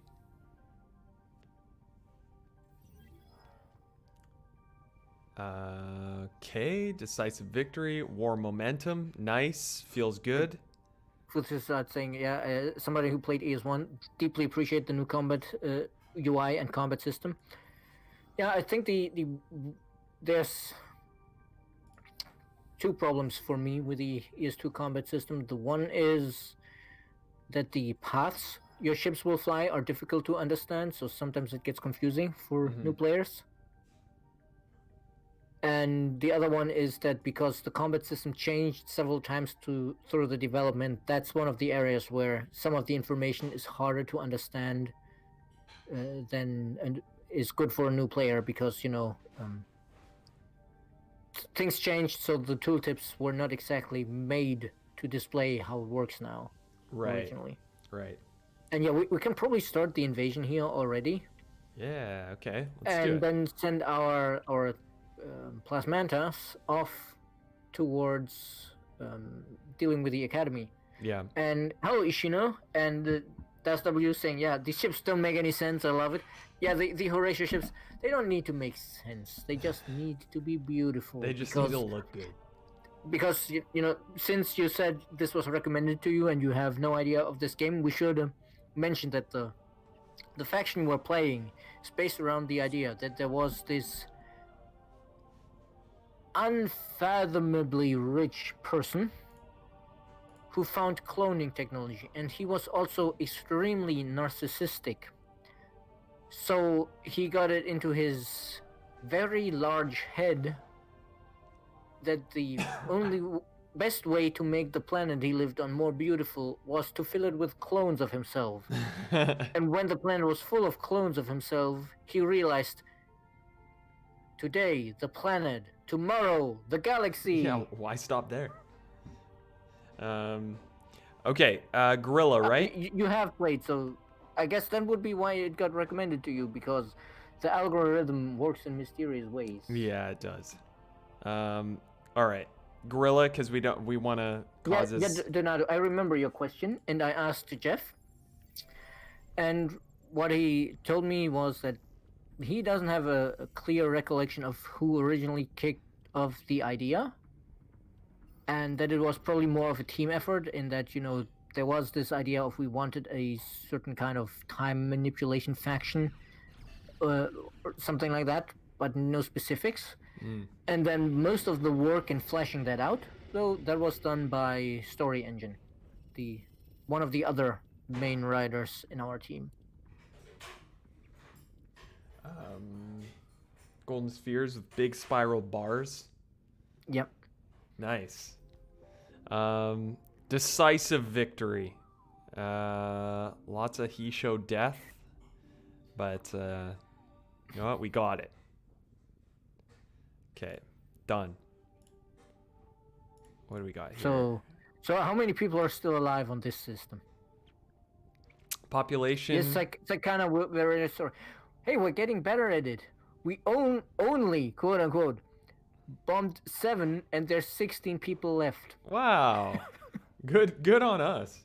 Why stop at the galaxy? It's no longer 80%. It's only about 30% that we killed. All right, let's occupy it. Great. Queue up the essentials. Predictive logistics, graviton. Okay. We also want to make it happy. All right. Cool. I mean, the main reason they're unhappy now is that they haven't yet learned to appreciate our beauty. It'll come with time. They With have, time. you know, they have a bit of culture shock. Yeah, exactly. Okay, and we're sending the plasmantas up to go help out at Curious. Wow, it's very fast. Woo! Hey guys, we're here. Oh, and I guess we can just fight. Do we want to let them sit and heal? I mean, only a couple have even taken damage I'm here. mildly concerned. We should first look at the fleets they have there. The Bastion. Unfortunately, I cannot actually see the ships because they're behind your portrait. Oh, damn. Again. Okay, that's fine. Yes, as always. I mean, the important thing is really if you hover over the fleet itself, we should get a preview of the military power. Okay. Fleet itself. Oh, okay. Yes. Okay. Second rigorous seekers. Ooh. So what's their military? 9,600 offensive, about 3,000 defenses, and what's ours? I think we're 6,000 and 13,000. Looks like. So we got some beefy defenses, but Well, and our offenses vastly outstrip their defenses as well. right. Yeah. I think part of the reason why our defense looks so low here is that the bombers we're using have a very low offensive value because they don't have a DPS stat. Right. Okay. All right. And since they were at 11 out of 5 ships, they can't even combine different fleets. So yeah, let's do this. Let's do it. All right. Forget the Battle Kardashev scale, we need Horatio scale. Would love an Ascended Horatio game where you're basically a beautiful and angry god. Yes. Do we want to still go full reserves for that extra action point so we can keep laying down the law? Here it might be risky. The academy ships are very advanced, so we should go advanced and check out what the kind of weapons they have, and be prepared to play defensively against that. Let's do it. All right. So. Damn, I'd love to see the wall you folks were throwing the ideas at. Yeah, it's an interesting wall. It's definitely a very interesting wall. I've noticed that I love a lot of legend factions conceptually. These two factions are way more personable and dramatic. Yeah, I mean, I guess that's, you know, the development in that starting from ES1, Jeff, who Slowhands, who's our narrative director, so he's not only responsible for writing some of the in-game texts, but also, you know, for conceptualizing how do we even tell the story in the game. Yeah. He's learned a lot more about how to do that in 4X. He used to work on the Heroes of Might and Magic games before, I believe, while he was at Ubisoft. But with those, in the campaigns, you still had the fixed map. So the whole, how do I tell a story when the map is randomized and I don't even know who else is on this map, was probably took some getting used to. For sure. So I guess on the ranges, we're mostly relatively equal. A bit stronger on long and short range on us. Yeah. So I guess they're using probably a lot of lasers. Could you hover over the bastion? Yeah.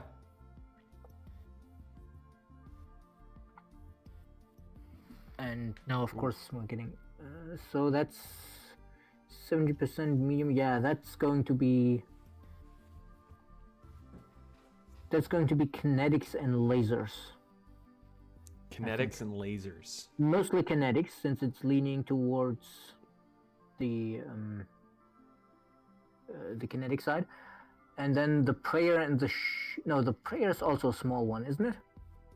Yeah, it's small. Then the shield interests me. The shield. Medium size. Medium size, 70, 100. Okay, that's probably a mixture of beams and lasers. And this is a case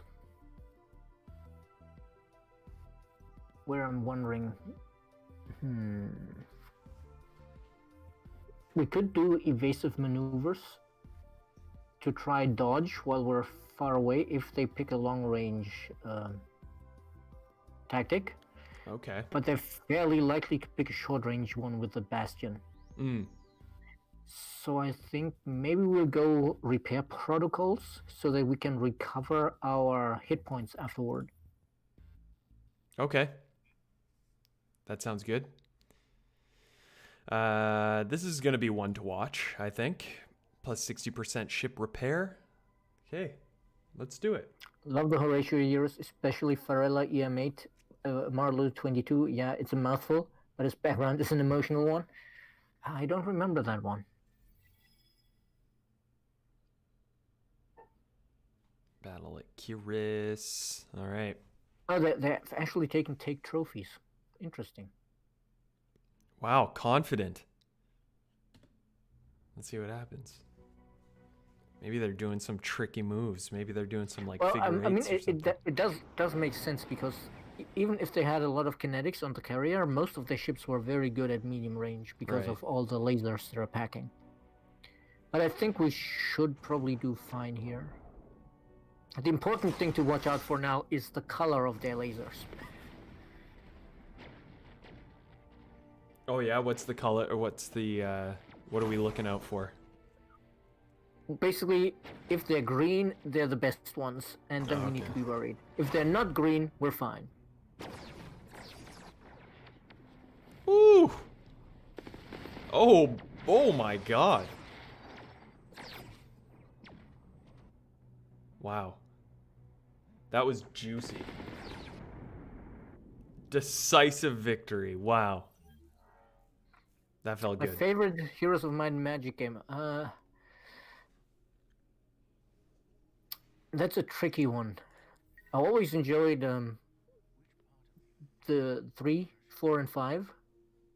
For 3, I probably just have a lot of nostalgia because it was one of the first computer games I really got into. Dude, you started invading us. Yeah, we gotta pay reparations to you for 45 hundo. Pfft. All right, buddy. I wouldn't pay it yet, but No. just go guard because we have more ships to blow up. We got more ships to blow up. That's very true. But now that we've seen how easily we defeated them, Yeah. then next turn we can start using the regain and action point one. Right. All right. And anyway, to finish my thought, and with 5, I feel like it made a lot of moves in the right direction, gameplay wise, like how with one of the expansions you then had to decide, like every unit had 2 different upgrades, so you had to make up your mind which one you take because they were mutually exclusive, that kind of stuff. Whereas 4, it was just interesting that in 4 your heroes were units on the actual battlefield instead of how the other Heroes games handle it.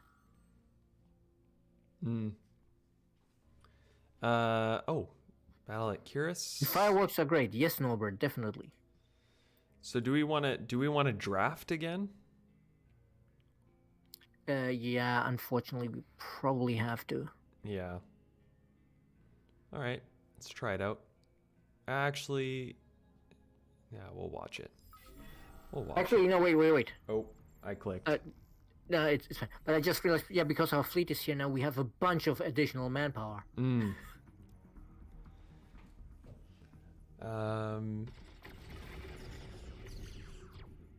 flying ships look so sick. No, I love that the aerospace fighters of the scavenger population we have on this system Yeah. It's just a tiny version of their small ship. All right, major victory. Nice. Ballot Izar.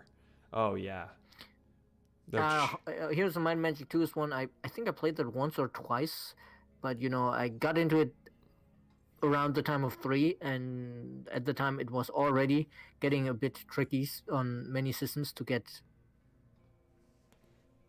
it to run. Okay, Battle at Kiris.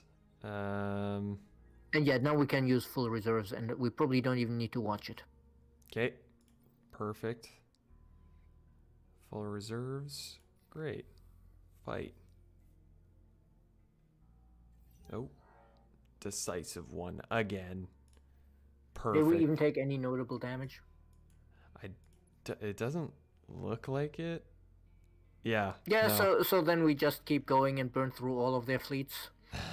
That'll teach Ysander to try mess with us. Yeah. Okay. Action point. Yeah, the GOG version probably does work, Donato, but back at the time when Heroes of Might and Magic 3 came out, of course there wasn't a GOG yet. I never played a Heroes of Might and Magic game. I don't even. I actually. I haven't I'm really trying to seen think how to describe them. It's like it's a turn-based strategy layer, right. but inside that you have turn-based battles where you command your individual units, whereas on the strategy layer you move them around in armies. Yeah. And every army is led by a hero that you level up with like different skills, like RPG characters, and the campaigns are always very story driven. And depending on which game you have, sometimes they're actually very personal. Because I think, for example, Heroes 4 had one campaign for the Chaos faction, where it was actually all about the star-crossed lover story of this one dude, as opposed to the fate of the entire world hangs in the balance. No, it's just this one pirate dude who's trying to get his bride. Oh, okay. Nice. The Dutch Gel, is that how you say your name? Got this game about 2 weeks ago. Like it so far, going through the factions and played Yui and Walters. Music and art is superb. Agreed. Surprised to see the streaming now. Yeah, so we stream every Thursday over here. We're usually, right now, we're working on a game called Humankind. If you haven't heard of it, it's a historical 4X strategy game. And that's due to come out in April of next year. So we'll be playing that a lot more next year. But for now, we're playing, some Endless Space 2. We were just playing some Dungeon of the Endless. We're also playing Endless Legend every once in a while. It's good. We're chill over here, man. Welcome. So, Steph, here we were going for Endless Consumption, right? This is the Craver hero. We were looking at Endless Consumption because we weren't sure anymore what his high-level skill is. But this one is, right. as you see, assignment Third Deadly Shoal. This is a fleet hero, so we probably want... actually, it's either the shield skill or the damage skill. And, I realized I don't think we ever upgraded this guy's weapons. No, wait. That's the Craver hero, right? Yeah. Her weapon, because she's a former queen. Oh, okay. The Dutch show. Well, that's good. It's about time they've got some competition. Hope you guys can put together something great. Yeah, if you go to the Humankind YouTube channel, you can see a bunch of feature-focused videos we put together where you can check out, us talking about some of the plans we have. And there's also a playlist of videos by influencers from the open dev scenarios where people got to try the games. And of course, on G2G, you also have blogs where we go into a little bit more detail on the feature focus stuff. So Shield of the Lost, I guess? Either Shield of the Lost or the weapon skill. The 80% damage on ship? Yeah, either of those is fine. But neither of them is super urgent. Right, yeah. Okay, great. Burra Tech. What is it? A tech seeker, right? Yeah. And yes, Arnaud's soundtracks are always great. Very nice. Uh, What's the selling point of Humankind? I think there are three aspects to the selling point of Humankind, depending on what kind of player you are. The first unique feature is the cultural change in the game. You begin the game as a Neolithic tribe, just wandering around, exploring, looking for food and knowledge, etc. And then when you enter the ancient era, you pick one of 10 ancient era cultures, like the Nubians, the Mycenaeans, the Babylonians. And then you go through your normal 4X type gameplay, explore, expand, exploit, exterminate. And at some point, you enter the classical era. And then you get to pick a classical era culture, like the Mayans, or the Romans, or the Huns, or who was it? The Mauryans. And then again, in the medieval era, you pick a new culture. And as you pick different cultures, you get different unique buildings or emblematic quarters, as is the term in game, and emblematic units. And also legacy traits, which you will keep all game long. So you can combine different bonuses, like, oh, this one gives me more food and on farm more food, which I use with farmers quarters, and then this one gives me industry on farmers quarters, so I can combine these because I've built a lot of farmers quarters, so I get a cool synergy going. And tied into that is the way you change these eras is by getting era stars for the different great things you achieve, like fast population growth, building big cities, winning battles, that kind of stuff. And these give you fame as well. And that fame is how you win. So we don't have, like we have in Endless Legend, where we have quest victory, economic victory, science victory. No, we rolled all of that into these era stars, so you get fame for that. And at the end of the game, the civilization with the most fame wins. That is not necessarily the person or civilization who is strongest at the end of the game. Because you can be really strong and then you lose a lot of territory, but you are famous for having been so strong. And the last unique selling point would be that we iterated on the combat system we had in Endless Legend, where you get a small area of the strategic map, cordoned off to fight your battle in, and then you command your individual units in a tactical battle embedded within the turn. So you have multiple attack actions per unit in a single strategic turn, so that your war doesn't last over 20-50 turns, because every unit just attacks once per turn, but you have this small mini battle inside the strategic layer. There you have it. That's the game. Well, there's a lot more to the game. Like we have a new approach to diplomacy. We have a new approach to the civics and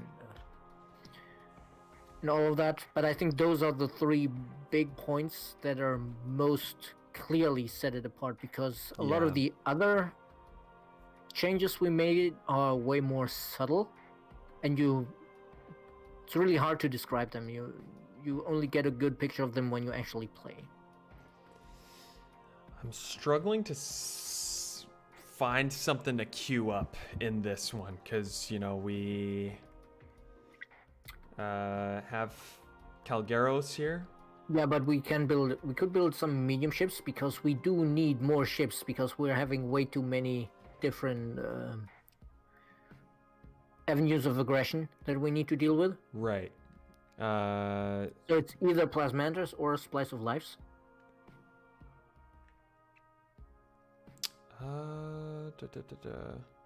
Splice of Life. Isn't this a relatively old ship? Maybe we should update the design a bit, I guess. Yes. Yeah. But it is still a medium ship. All right, that is one where we were going to go all missiles and pair them with the Plasmantras, so that our Right. Our nukes don't get shut down so easily. Right. Okay. So here, I guess we want to update the torpedoes, huh? I don't think we have better torpedoes. No? Yeah, you're right. Doesn't look like it. So this ship is actually fairly up to date. What about our defenses? Improved uniform shielding. We could get the antimatter or quadrinix one. Well, we're notoriously short on quadrinics, so maybe not. We can All we right. can pre-build these and upgrade them later. All right, let's do it. How many should we do? Just like, I'll queue up 4 for now, and we'll see how that goes. Great. The Dutch shell. How does the AI handle this? That's a tough question because, of course, the AI is still in development and it's constantly getting better. And the Dutch shell. We are keeping. That's not an accident that the symbols for food, industry, and science in Humankind are the same as in the Endless Games. We're deliberately keeping those because it's part of the Amplitude brand. These symbols. But yeah, the AI, I think, at least if all goes according to plan, we'll handle it pretty well. But of course, we're still, identifying areas where the AI makes mistakes that we need to fix and all of that. So this is constantly evolving. But I think at least for did we already wipe out all of the Academy fleets? At Curious, yeah. Oh wow, that completely moved past me while I was explaining Humankind. Should we go to Scorpius now, then? And maybe fight this Riftborn? Yep, probably. Okay. But yeah, I think the AI will handle it pretty well, and I've seen the current list of modifiers it gets because I'm not going to lie and pretend that the AI in Humankind will not get any bonuses on the higher difficulties. But the bonuses they were getting were actually fairly small. Sublussus, when will the Endless Day rewards be released? You mean the ones unlocked last Endless Day? I don't have a specific date at the moment, but soon, TM, I guess. For this one, we can just fight this, right? Like, this is not. We don't have to watch this one. Yeah, no, that one.